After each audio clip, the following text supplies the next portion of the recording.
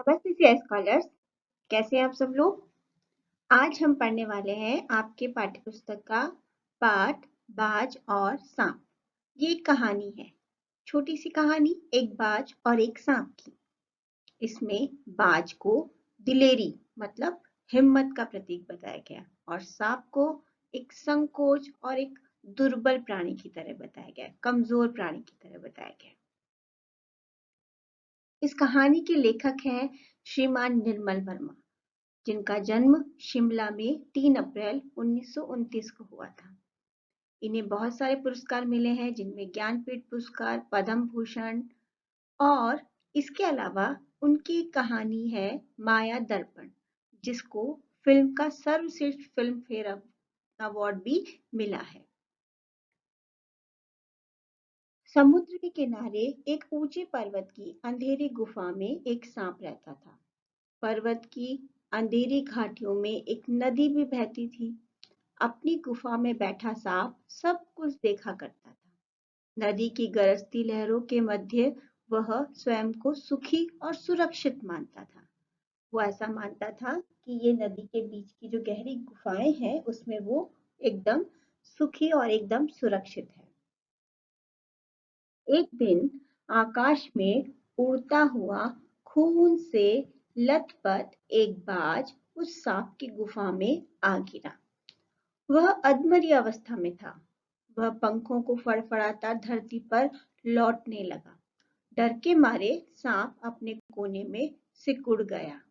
पर जब उसने सोचा कि बाज तो मरने ही वाला है, अतः उससे डरने का क्या मतलब है। जब उसने ये देखा कि बाज तो लगा हुआ है, बाज को लगी है और वो मरने की अवस्था में है, तो उसने उससे डरना बंद कर दिया। उसने सोचा कि उस बात से डरकर क्या फायदा जो खुद ही घायल है। यह सोचकर उसकी हिम्मत बंधी और वह रेंगता हुआ उस घायल पक्षी के पास जा पहुंचा। उसने मन में खुश होते हुए बाज से पूछा, इतनी जल्दी मरने की तैयारी कर ली। बाज ने आह भरकर कहा, मेरी आखिरी घड़ी आ पहुंची है, लेकिन मुझे कोई शिकायत नहीं है। मैंने जिंदगी का सब सुख भोग लिया है। तुम्हारा ये दुर्भाग्य है कि तुम जिंदगी भर आकाश में उड़ने का आनंद कभी नहीं उठा पाओगे। सांप बोला, आकाश में रखा ही क्या है? क्या मैं इस आकाश में रेंग सकता हूँ? मेरे लिए तो गुफा ही भली है। आकाश में उड़ने वाले पक्षी जो होते हैं, वो बिल्कुल स्वतंत्र व्यवहार होता है उनका, एकदम उन्मुख व्यवहार के होते हैं। उन्हें लगता है उन्होंने पूरी जिंदगी आकाश को देखा है, तो उन्होंने जिंदगी जी ली। और दूसरी तरफ सांप, जो कि जमीन पे रेंगने वाले प्राणी हैं, तो वो अपने रेंगने पर खुश था। उसने कहा, मुझे लिए आकाश में क्या रखा है। अचानक बाज ने अपना सिर झुका ऊपर उठाया तो चट्टान की दरारों से पानी गुफा में टपक रहा था। जो पानी था नदी का, वो उन गुफाओं तक आ पहुंचा था और उन गुफाओं से वो पानी टपक रहा था।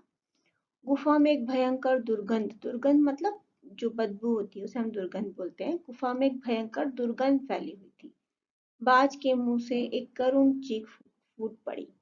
मतलब जब वो मरने की अवस्था में था, वो इतना चोटिल हो चुका था, इतना घायल हो चुका था, उस समय भी उसके मन में इच्छा यही थी कि वो काश आकाश में उड़ पाता। तो वो यही सोच, उसके मुंह से जो चीख निकली उसमें उसने यही कहा कि काश मैं सिर्फ एक बार आकाश में उड़ पाता।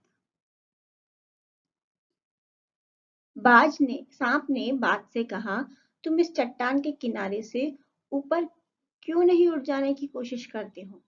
सांप ने उसे हौसला दिलाया कि तुम एक स्वच्छंद, एक आजाद प्राणी हो, तुम कोशिश करोगे तो उड़ पाओगे। तो तुम चाहो तो इस चट्टान के किनारे से ऊपर उड़ने की कोशिश करो। हो सकता है तुम्हारे पैरों में इतनी ताकत हो कि तुम आकाश में उड़ सको। बाज में आशा जग गई। जब सांप ने उसे हौसला दिलाया तो बाज के अंदर भी हिम्मत आई कि वो उड़ सकता है। वह अपने घायल शरीर को चट्टान के किनारे तक खींच लाया। वह अपने पंख फैलाकर हवा में कूद पड़ा।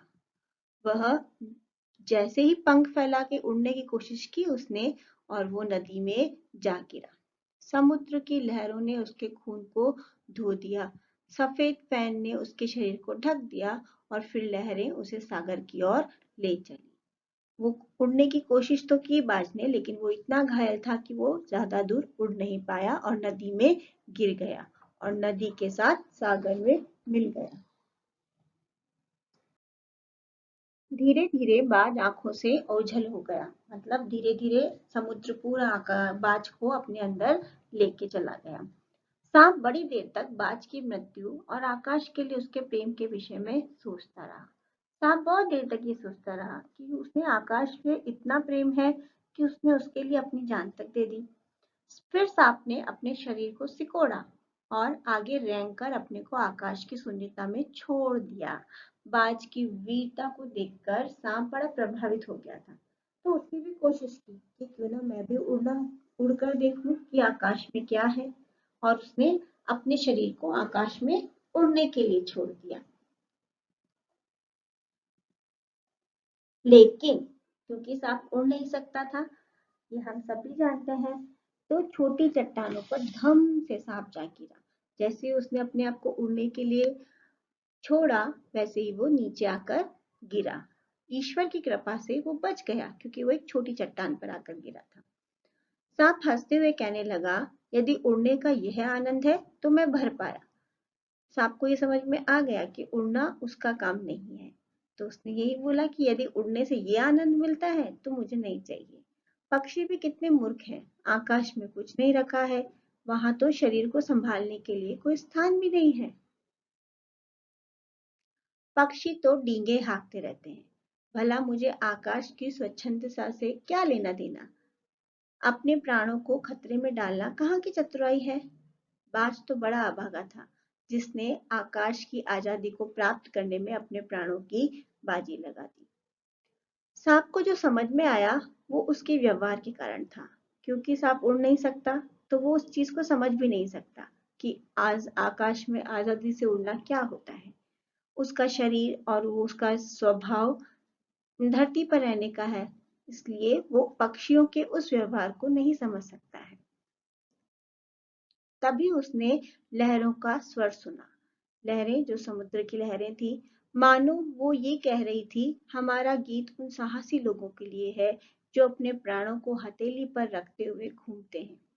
वे बाज को निडर बताते हुए उसके साहसी जीवन का गुणगान कर रही थी।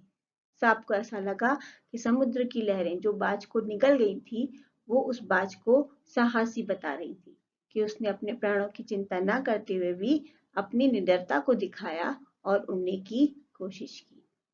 तो ये थी कहानी आपकी बाज और सांप। धन्यवाद।